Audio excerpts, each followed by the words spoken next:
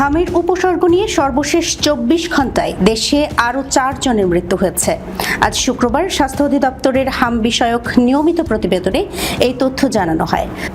প্রতিবেদনে বলা হয়, গতকাল বৃহস্পতিবার সকাল ৮টা থেকে আজ সকাল ৮টা পর্যন্ত সময়ে শিশু মৃত্যুর এই ঘটনা ঘটে।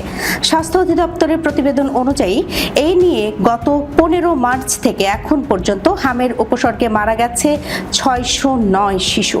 নিশ্চিত হামের মৃত্যু ৯৩ শিশুর। সব মিলিয়ে মৃত্যুর সংখ্যা ৭০২।